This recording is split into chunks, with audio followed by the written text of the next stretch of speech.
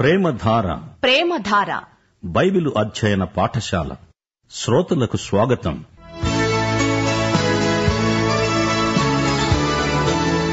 యేసుక్రీస్తు రెండవ రాకడను వివరిస్తూ విశ్వాసులను బలపరిచే ఉద్దేశ్యంతో అపోస్తలుడైన పౌలు రాసిన అంత్యకాల సంభవాలు. వినండి. తెస్సలోనిక పత్రికల ధ్యానాలు.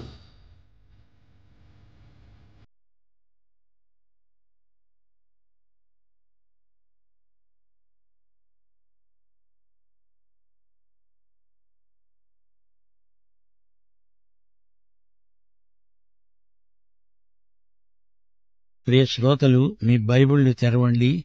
ఈరోజు మన పాఠం 1 తెస్సలోని పత్రిక 4వ అధ్యాయం 1 నుండి 8వ వచనం వరకు.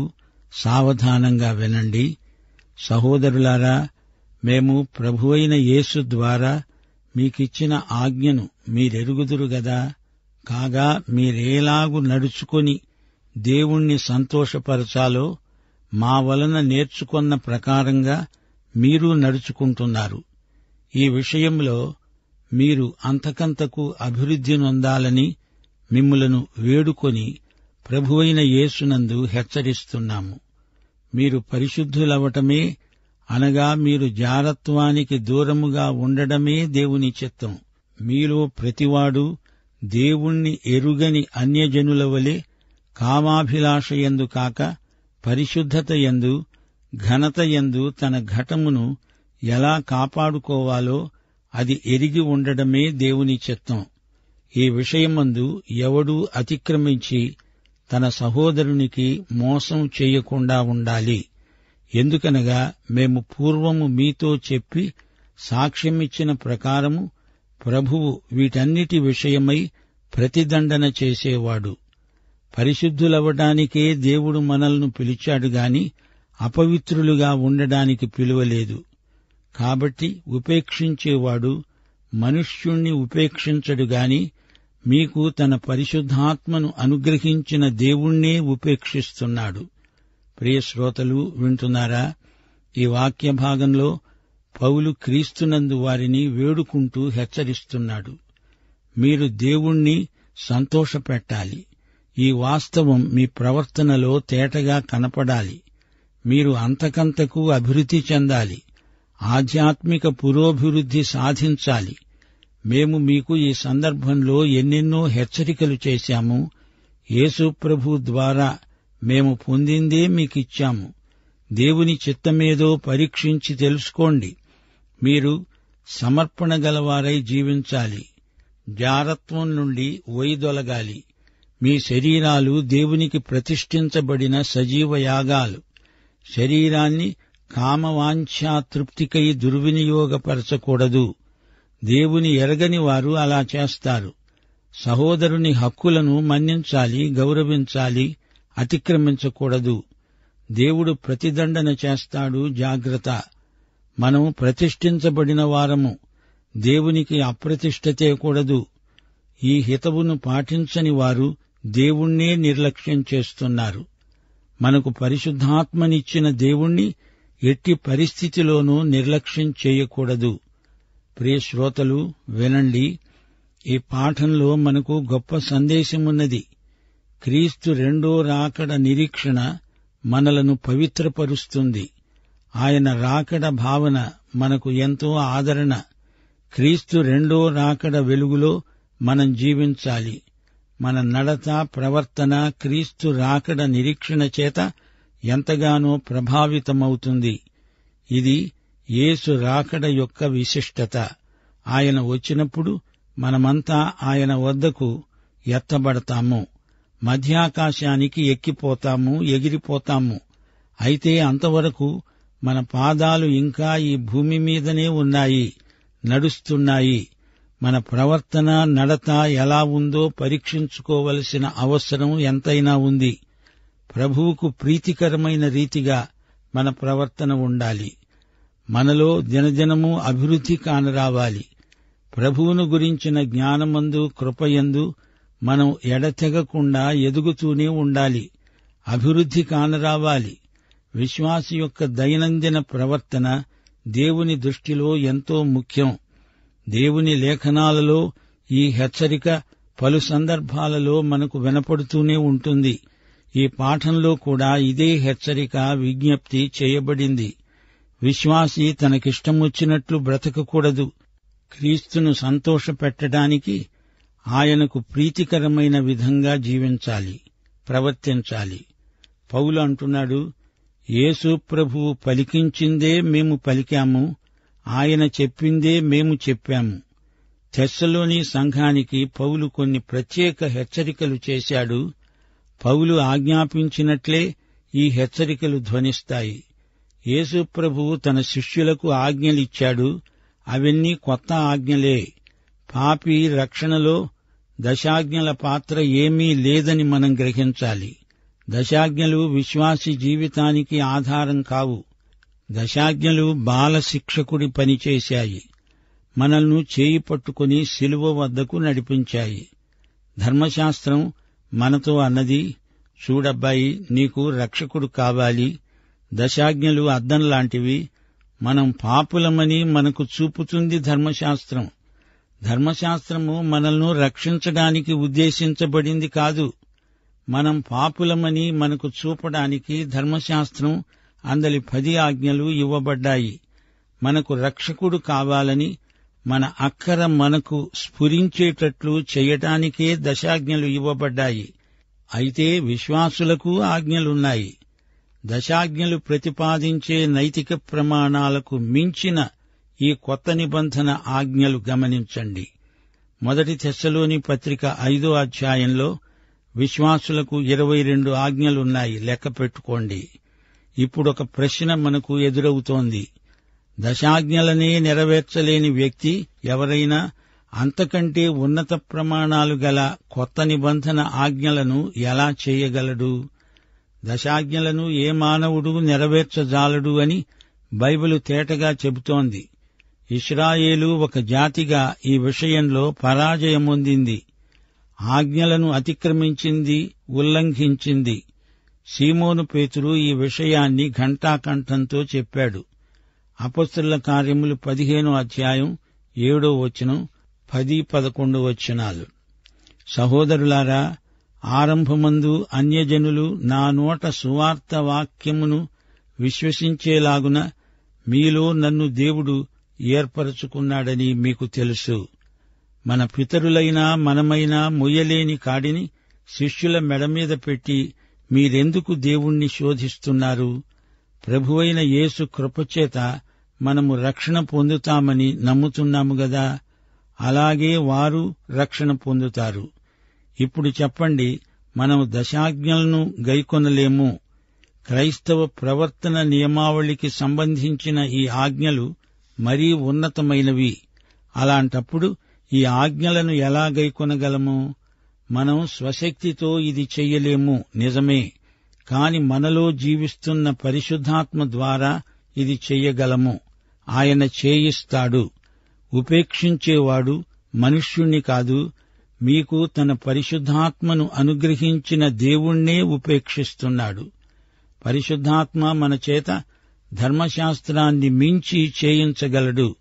పౌలంటున్నాడు, మేము ప్రభువైన యేసు ద్వారా మీకిచ్చిన ఆజ్ఞ. పౌలు విశ్వాసులకు ఆజ్ఞలిచ్చాడు. మనకు నియమాలు లేవని కాదు, మనకు క్రమశిక్షణ ఎంతైనా అవసరం. మనం క్రీస్తుకు విధేయులం. మనకు క్రీస్తుకు మధ్య ఉన్న ప్రేమ సంబంధమిది. ప్రేమే మనలోని ప్రేరణ శక్తి. యోహాను సువార్త 14వ అధ్యాయం 15వ వచనంలో ప్రభువన్నాడు, మీరు నన్ను ప్రేమించిన ఎడల నా ఆజ్ఞలను గైకొంటారు. పరిశుద్ధత అనే మాట అద్భుతమైనది గాని ఈ మాటను చాలామంది అపార్థం చేసుకుంటున్నారు. పరిశుద్ధత అనే భావనకు అనేక ప్రయోగాలున్నాయి. యేసుక్రీస్తే మనకు పరిశుద్ధత అయ్యాడు. ఆయన కోసం మనం ప్రత్యేకించబడమే ప్రతిష్ఠ. ఇదే పరిశుద్ధీకరణ.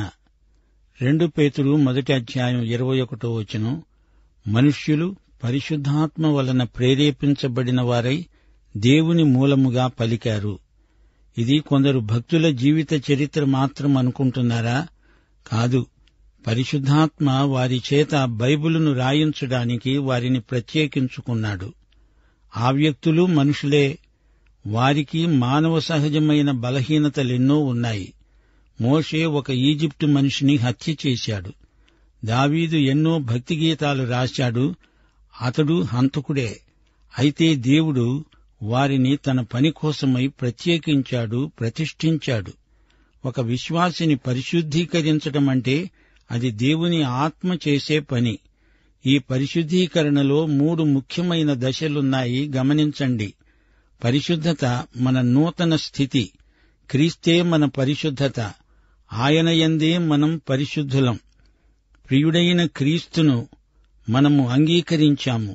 క్రీస్తునందు విశ్వసించినప్పుడు కలిగిన రక్షణే మన స్థితి. అంతకంటే ఎక్కువ రక్షణ ఉండదు, తక్కువ లేదు. మన సహజ స్థితిలో మనము అంగీకరించబడము.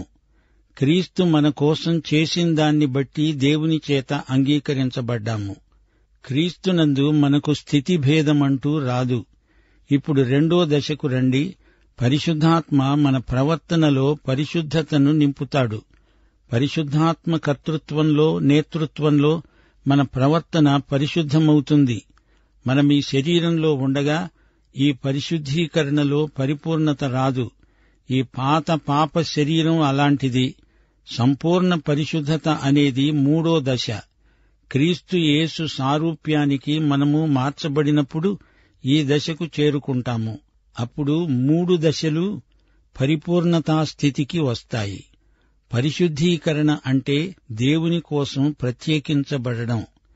నశించిన పాపి ఎవరైనా క్రీస్తు దగ్గరికి వస్తే, క్రీస్తును స్వకీయ రక్షకుడని అంగీకరిస్తే ఆ వ్యక్తి దేవుని నిమిత్తం ప్రత్యేకించబడతాడు.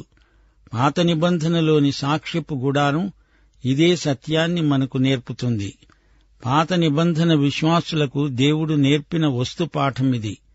ఎన్నో సైద్ధాంతిక సత్యాలు పాత నిబంధన విశ్వాసులు సంకేతాల ద్వారా నేర్చుకున్నారు. ఆరాధన గుడారాన్ని చూడండి. అందులో పాత్రలున్నాయి, మరెన్నో పరికరాలున్నాయి. బల్యర్పణ సందర్భంలో వాటిని ఉపయోగిస్తారు. 40 సంవత్సరాలు ఇశ్రాయేలీయులు అరణ్యంలో తిరుగాడారు. పాత్రలు, పళ్ళాలు, గరిటెలు అటుపడి ఇటుపడి బాగా దెబ్బతిన్నాయి. అయినా అవి చూడ్డానికి అంత ఆకర్షణీయమైనవి కావు. ఏ ఇల్లాలైనా వాటిని ఇంటి పనులకు వాడడానికి ఇష్టపడదు. వాటిని మార్చి కొత్త సెట్టు కొనుక్కుందాము అంటుంది. లేదా ఇదంతా పాత తుక్కు అని తీసిపారేస్తుంది.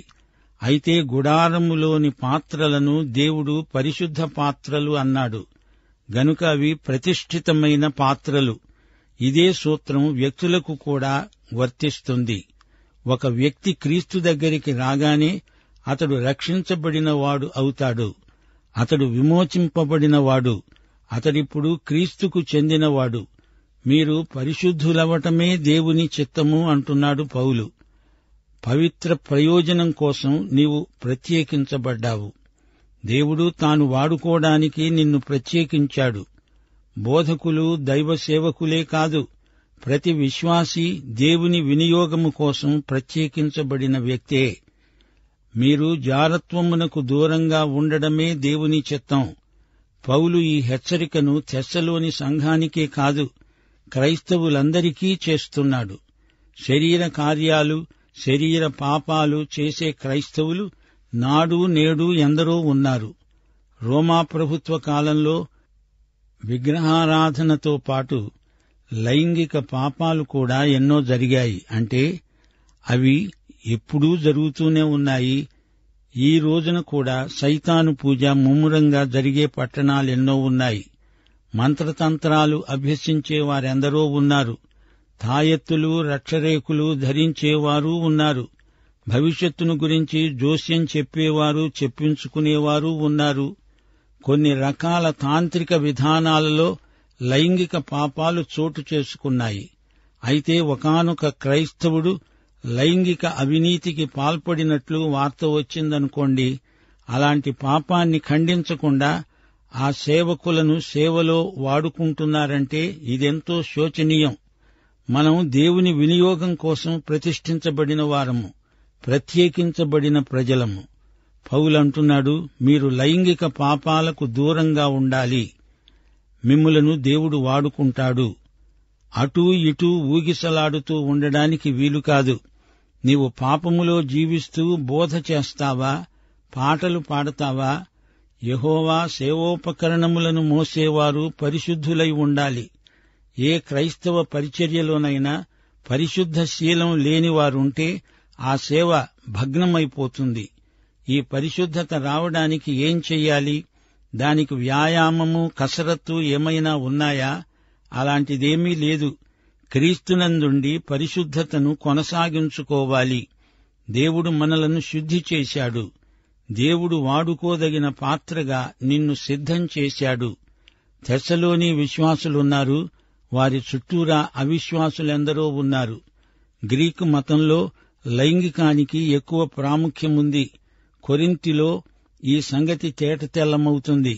ఇవే పోకడలు తెస్సలోనికయలో కూడా కానవస్తాయి. పౌలంటున్నాడు, మన జీవితాలు మనం ప్రకటించే సువార్తను సమర్థించేలా ఉండాలి. విచ్చలవిడిగా బతికితే సువార్తకే అప్రతిష్ఠ తెచ్చిన వారమవుతాము. అలాంటి వారు దేవుని కోసం జీవించరు, దేవుని కోసం సేవ చెయ్యలేరు. దేవుణ్ణి సేవిస్తూ ఎవడైనా పాపంలో జీవించగలడా? దేవునికి ఈ ద్వంద్వ ప్రవృత్తి సుతరాము గిట్టదు. పరిశుద్ధత యందు, ఘనత యందు నీ ఘటమును ఎలా కాపాడుకోవాలో నీవు ఎరిగి ఉండాలి. అదే దేవుని చిత్తం. ఈ రోజున ప్రతి చోట అవినీతి మనల్ని ఆవరించి ఉన్నది. అనేక వసతి గృహాలు సొదొమ గొమొర్రాలను తలపింపచేస్తున్నాయి.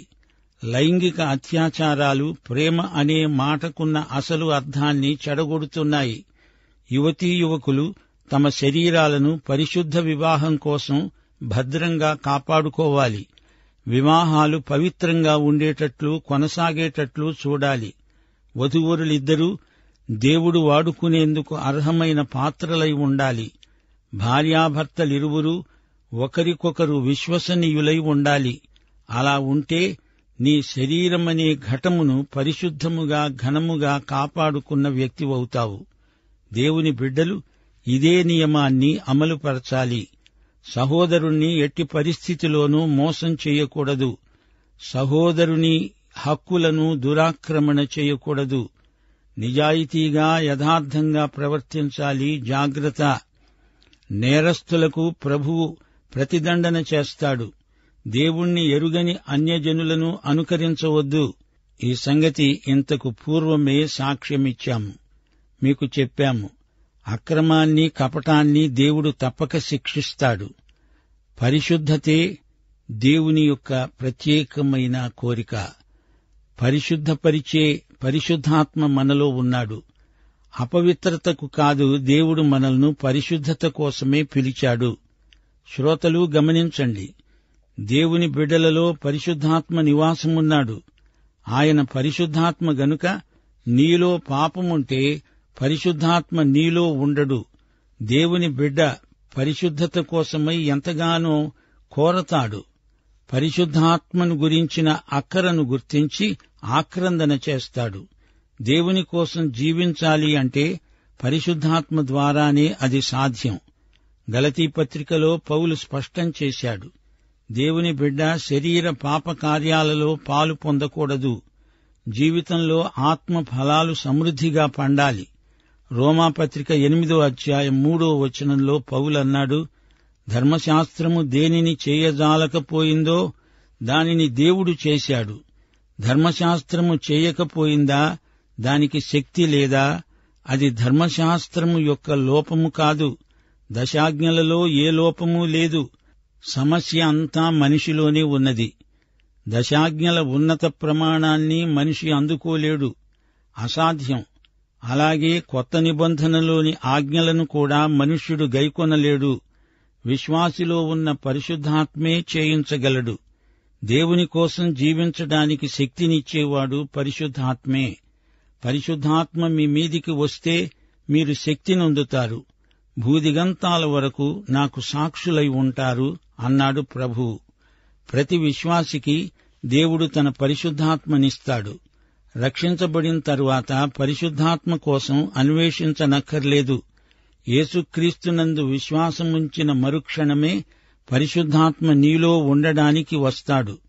అపొస్తలుల కార్యములు 19వ అధ్యాయంలో ఏమి జరిగింది? పౌలు ఎఫెసుకు వచ్చాడు. అక్కడ కొందరు మేము క్రైస్తవులము అంటున్నారు గాని వారిలో పరిశుద్ధాత్మ లేడు అని పౌలు తెలుసుకున్నాడు. రక్షించబడినప్పుడు పరిశుద్ధాత్మను మీరు పొందారా అని వారిని అడిగాడు. వారన్నారు, ఇలాంటి సంగతులు మేము ఎన్నడూ విని ఉండలేదు. యోహాను బాప్తిస్మమును గురించి మాత్రమే వారికి తెలుసు. అప్పుడు పౌలు వారికి సువార్త ప్రకటించాడు. అప్పుడు వారు రక్షించబడి పరిశుద్ధాత్మను పొందారు. నీవు క్రీస్తు వద్దకు వచ్చి రక్షించబడినప్పుడే పరిశుద్ధాత్మను పొందావు. అది పరిశుద్ధాత్మ బాప్తిస్మం. నీవు క్రీస్తు శరీరంలోకి ప్రవేశించావు, సేవ చేస్తున్నావు. ఆయన శరీరంలో నీవు ఒక అవయవమయ్యావు. ఆ తరువాత ఆత్మ నింపుదల అనేకసార్లు పొందవచ్చు. ఈ విధంగా పరిశుద్ధాత్మ నింపుదల వల్ల పరిశుద్ధ జీవితాన్ని కొనసాగించుకోగలం. ఈ పాఠంలో మనం గుర్తుంచుకోవలసిన సత్యాలు కొన్ని ఉన్నాయి. తెస్సలోని సంఘస్థులలో ఎక్కువ మంది కొత్తగా విశ్వాసులైన వారున్నారు. గత కాలంలో అన్యమతాల ప్రభావం క్రింద ఉన్నారు. లైంగిక సంబంధాలలో పవిత్రతను అందుకే పౌలు ఎక్కువగా నొక్కి చెప్పవలసి వచ్చింది. ప్రతి ఒక్కడూ శరీరమనే తన ఘటాన్ని పవిత్రంగా ఘనంగా ఉంచుకోవాలి అని పౌలు వారిని హెచ్చరిస్తున్నాడు. ప్రతి ఒక్కడూ వైవాహిక పవిత్రతను పాటించాలి అన్నదే పౌలు ఉద్బోధ. యూదులు వైవాహిక వ్యవస్థను ఎంతో పవిత్రమైనదిగా ఎంచుతారు. హత్య, విగ్రహారాధన, వ్యభిచారం అనే పాపాలు చేయడం కన్నా చావటం మేలు అని యూద రబ్బీలు ఉపదేశించేవారు. అయితే రాను రాను విడాకులు సులభతరమయ్యాయి. చిల్లర కారణాలకు కూడా విడాకులను మంజూరు చేయడం మొదలుపెట్టారు. రోమా సామ్రాజ్యంలో రాను రాను విడాకుల సంఖ్య ఎక్కువ కాజొచ్చింది. సామాన్య ప్రజాజీవితంలో నైతిక విలువలు మంట కలిసిపోయాయి. గ్రీసులో కూడా వైవాహిక పరిధికి బయట లైంగిక సంబంధాలు జారత్వంలో, వ్యభిచారంలో బరితెగిపోతున్నాయి. ఈ నేపథ్యంలో పౌలు లైంగిక పరిశుద్ధతను గురించి, కామ వికారాలను గురించి ఈ మాటలు రాశాడు. క్రైస్తవ నీతి ఎంతో పవిత్రమైనది. స్త్రీ పురుషుల మధ్య దూరం, పవిత్ర జీవిత విధానం పౌలు ప్రబోధాలలో ముఖ్యాంశాలయ్యాయి. క్రైస్తవ గృహమందు పవిత్ర వాతావరణం నెలకొల్పింది యేసునందలి రక్షణానుభూతి. పౌలు ఇదే సత్యాన్ని పునరుద్ఘాటిస్తున్నాడు. మనము పరిశుద్ధతకే పిలువబడ్డాము గాని అపవిత్రతకు కాదు. ప్రియ శ్రోత, మహాపరిశుద్ధుడైన ఈ యేసు ప్రభువును నీవు వ్యక్తిగతంగా ఎరుగుదువా? పరిశుద్ధాత్మ నేతృత్వంలో నీలో జరిగే ఈ పవిత్ర ఉద్యమంలో ఆయనతో సహకరిస్తున్నావా? అయితే ఈ పాఠంలోని ప్రతి మాట నీకోసమే. ప్రభువైన యేసుక్రీస్తు వారి కృప, తండ్రి అయిన దేవుని ప్రేమ, పరిశుద్ధాత్మ యొక్క అన్యోన్య సహవాసము నిత్యత్వము పర్యంతము మనకందరికీ తోడై ఉండునుగాక. ఆమేన్.